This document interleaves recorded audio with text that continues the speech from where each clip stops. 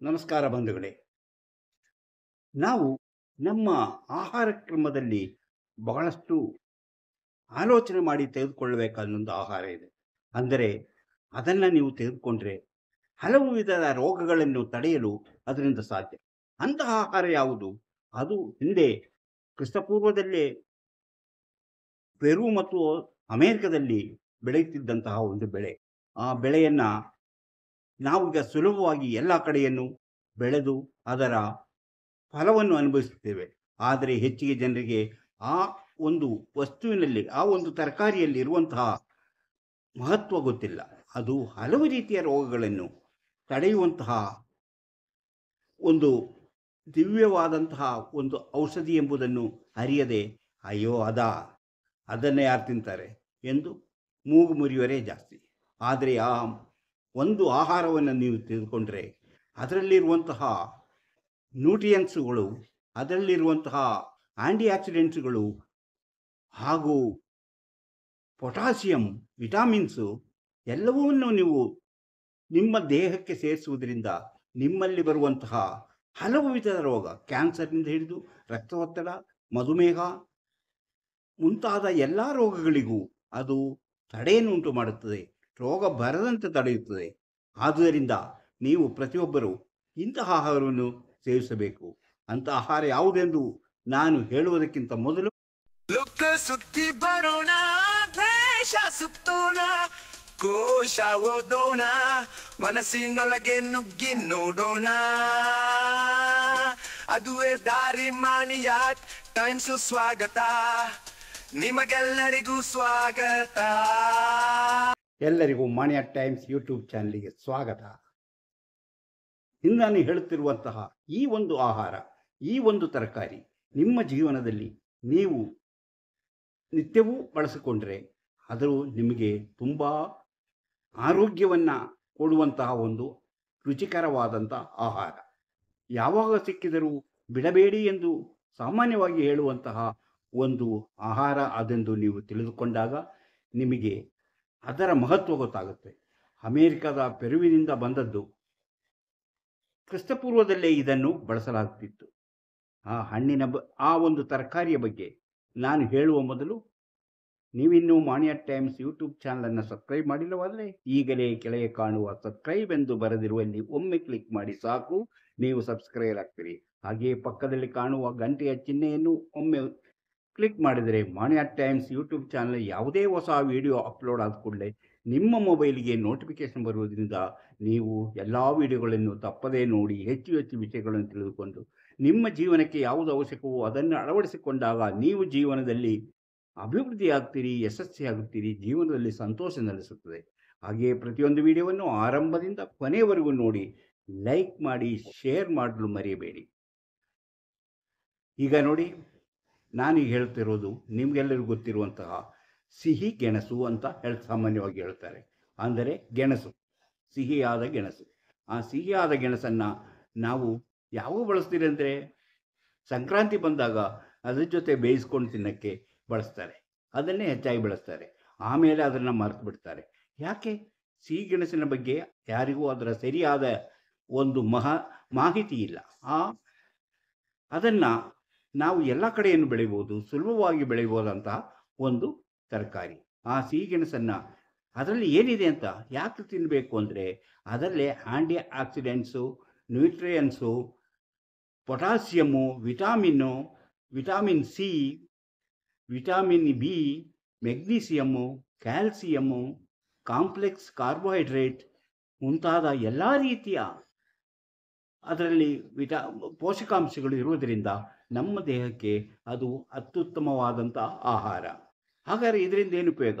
ಈ ಆಹಾರ ತೆಗೆದುಕೊಂಡರಿಂದ, ಈ ಸ್ವೀಟ್ ಪೊಟ್ಯಾಟೊ ತಿನ್ನುವುದರಿಂದ ಏನು ಉಪಯೋಗ ಅಂತ ನೀವು ಕೇಳ್ಬೋದು.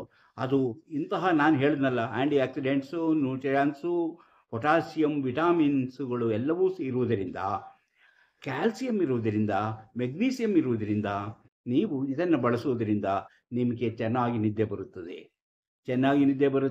ನೀವು ಸುಖವಾಗಿ ನಿದ್ದೆ ಮಾಡ್ಬೋದು. ಯಾಕಂದರೆ ಇದರಲ್ಲಿರುವಂತಹ ಪೋಷಕಾಂಶಗಳು ನಿಮ್ಮ ನಿದ್ರೆಗೂ ಬೇಕಾದಂತಹ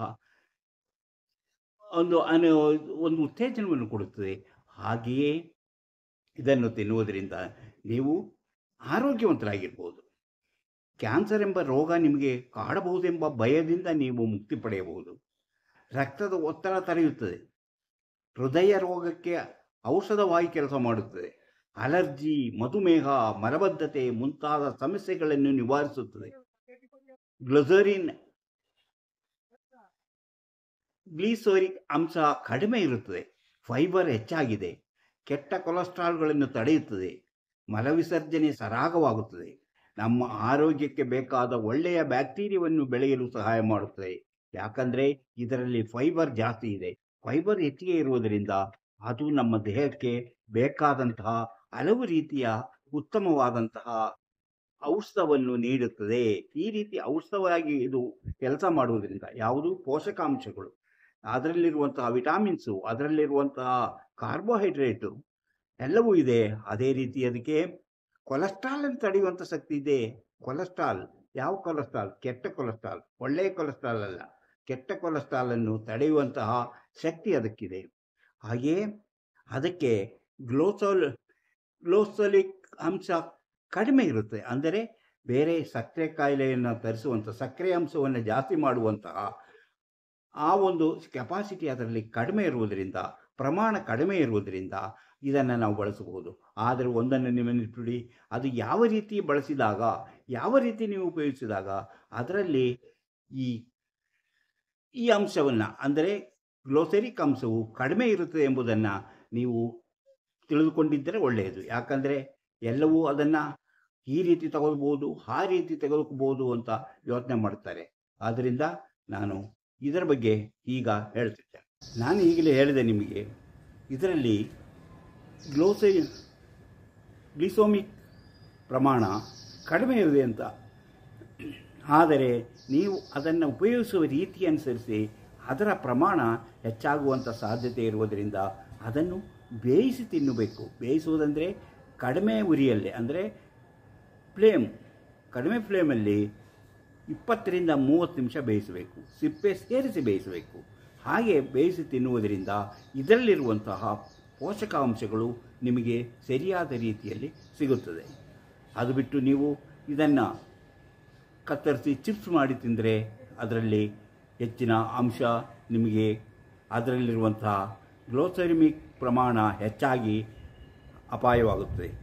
ಶುಗರ್, ಮಧುಮೇಹ ರೋಗ ಅಂದರೆ ಡಯಾಬಿಟಿಸ್, ಅದಕ್ಕೆ ದುಷ್ಪರಿಣಾಮವಾಗುವಂಥ ಸಾಧ್ಯತೆ ಇದೆ. ಆದ್ದರಿಂದ ಬೇಯಿಸಿ ಮಾತ್ರ ತಿನ್ನಬೇಕು. ನೀರಿನಲ್ಲಿ ಹಾಕಿ ಬೇಯಿಸಿ, ಯಾವುದು ಕಡಿಮೆ ಉರಿಯಲ್ಲಿ ಬೇಯಿಸಿ ಅದನ್ನು ನಿಧಾನವಾಗಿ ಬೇಯಿಸಿ ತಿನ್ನಬೇಕು. ಒಮ್ಮೆಲೇ ಅದನ್ನು ಬೇಯಿಸಬಾರ್ದು.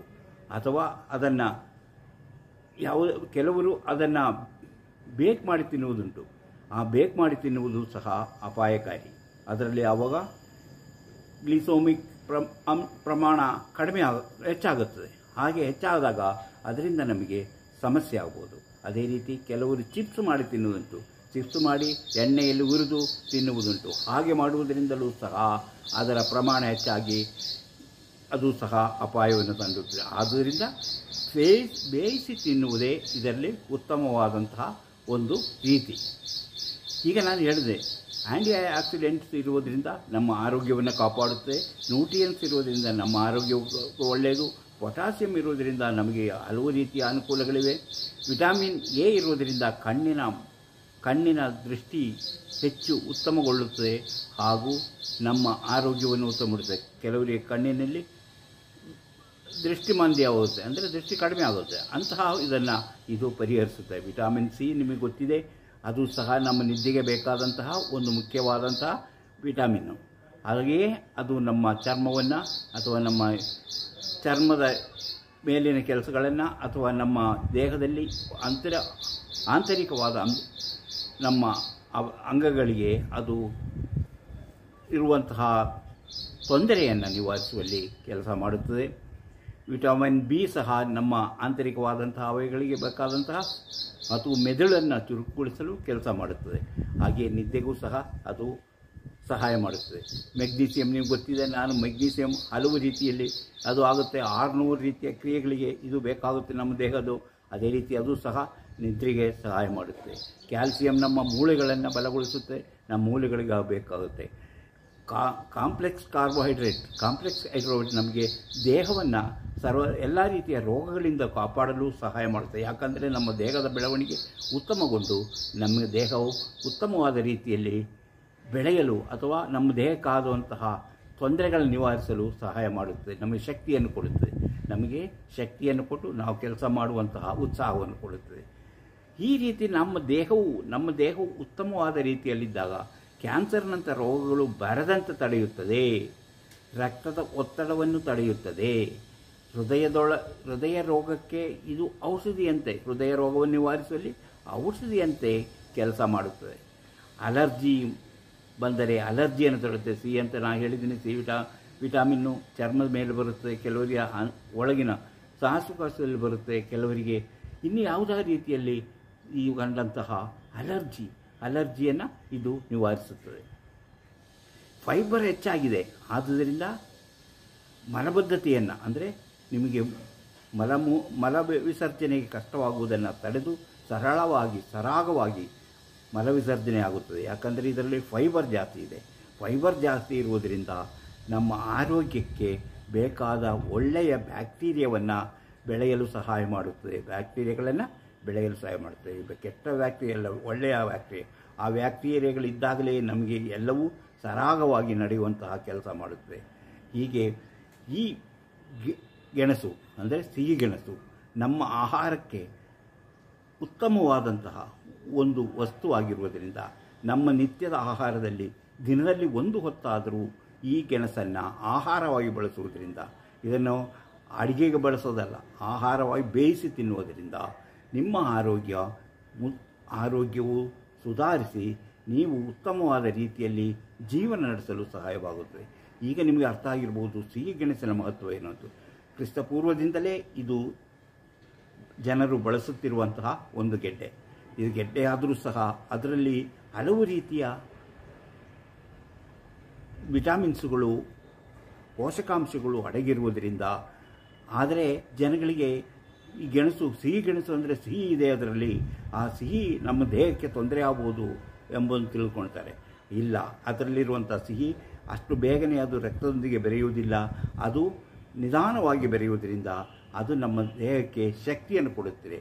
ಯಾಕಂದರೆ ಅದರಲ್ಲಿ ಗ್ಲೋಸೋಮಿಕ್ ಪ್ರಮಾಣ ಕಡಿಮೆ ಇದೆ. ಅದು ಬೇಯಿಸುವ ರೀತಿಯಲ್ಲಿ ನಾನು ಹೇಳಿದ್ನಲ್ಲ, ಬೇರೆ ಏನಾದರೂ ಸೇರಿಸಿ ಬೇಯಿಸಿ ಅದನ್ನು ತಿನ್ನುವುದರಿಂದ ಅಥವಾ ಕರಿದು ತಿನ್ನುವುದರಿಂದ ಗ್ಲೋಸಮಿಕ್ ಪ್ರಮಾಣ ಹೆಚ್ಚಾಗುವುದು ಅಪಾಯ ಇದೆ. ಆದ್ದರಿಂದ ಬೇಯಿಸಿ ತಿಂದಾಗ ನಿಮಗೆ ಉತ್ತಮವಾದಂತಹ ರೀತಿಯಲ್ಲಿ ಅದು ನಿಮ್ಮ ಜೀವನಕ್ಕೆ ಬೇಕಾದಂತಹ ರುಚಿಕರವಾದಂತಹ ಒಂದು ಆಹಾರವಾಗಿ ಇದನ್ನು ಬಳಸಬಹುದು. ನಿಮ್ಮ ಎಲ್ಲ ರೋಗಗಳಿಗೂ, ಸಾಮಾನ್ಯವಾಗಿ ಕಾಣಿಸಿಕೊಳ್ಳುವ ಎಲ್ಲ ವಿಧದ ರೋಗಗಳಿಗೂ ಇದು ಒಂದು ರೀತಿಯಲ್ಲಿ ಔಷಧಂತೆ ಕೆಲಸ ಮಾಡುವುದರಿಂದ ನೀವು ನಿಮ್ಮ ಜೀವನಕ್ಕೆ ಇದನ್ನು ಬಳಸುವುದು ಒಳ್ಳೆಯದು. ಇಂತಹ ಹಲವಾರು ವಿಚಾರಗಳಿವೆ. ಅಂಥ ವಿಚಾರಗಳನ್ನು ಮುಂದಿನ ವಿಡಿಯೋಗಳಲ್ಲಿ ಹೇಳ್ತಾ ಹೋಗುತ್ತೇನೆ. ಈ ವಿಡಿಯೋ ನಿಮಗೆ ಇಷ್ಟವಾದರೆ ಈಗಲೇ ಲೈಕ್ ಮಾಡಿ, ಶೇರ್ ಮಾಡಿ, ಪ್ರೋತ್ಸಾಹ ಕೊಡಿ. ಇಂತಹ ಮತ್ತೊಂದು ವಿಡಿಯೋದೊಂದಿಗೆ ಮತ್ತೆ ಬರುತ್ತೇನೆ. ನೀವಿನ್ನೂ ಮಾಣಿಯಾ ಟೈಮ್ಸ್ ಯೂಟ್ಯೂಬ್ ಚಾನಲನ್ನು ಸಬ್ಸ್ಕ್ರೈಬ್ ಮಾಡಿಲ್ಲವಾದರೆ ಈಗಲೇ ಕೆಳಗೆ ಕಾಣುವ ಸಬ್ಸ್ಕ್ರೈಬ್ ಎಂದು ಬರೆದಿರುವಲ್ಲಿ ಒಮ್ಮೆ ಕ್ಲಿಕ್ ಮಾಡಿ ಸಾಕು, ನೀವು ಸಬ್ಸ್ಕ್ರೈಬ್ ಆಗ್ತೀರಿ. ಹಾಗೆಯೇ ಪಕ್ಕದಲ್ಲಿ ಕಾಣುವ ಗಂಟೆಯ ಚಿಹ್ನೆಯನ್ನು ಒಮ್ಮೆ ಒತ್ತಿದರೆ ನಿಮಗೆ ಮಾಣಿಯಾ ಟೈಮ್ಸಲ್ಲಿ ಯಾವುದೇ ಹೊಸ ವಿಡಿಯೋ ಅಪ್ಲೋಡ್ ಆದ ಕೂಡಲೇ ನೋಟಿಫಿಕೇಷನ್ ಬರುವುದರಿಂದ ನೀವು ಎಲ್ಲ ವಿಡಿಯೋಗಳನ್ನು ನೋಡಿ ಹೆಚ್ಚು ವಿಷಯಗಳನ್ನು ತಿಳಿದುಕೊಂಡು ನಿಮ್ಮ ಜೀವನಕ್ಕೆ ಯಾವುದು ಅವಶ್ಯಕವೋ ಅದನ್ನು ಅಳವಡಿಸಿಕೊಂಡು ನೀವು ಜೀವನದಲ್ಲಿ ಸಂತೋಷ ಪಡ್ಬೋದು, ಯಶಸ್ವಿಯಾಗಬಹುದು. ಇಷ್ಟು ಹೊತ್ತು ಈ ವಿಡಿಯೋ ನೋಡಿದ ನಿಮಗೆಲ್ಲರಿಗೂ ಧನ್ಯವಾದ.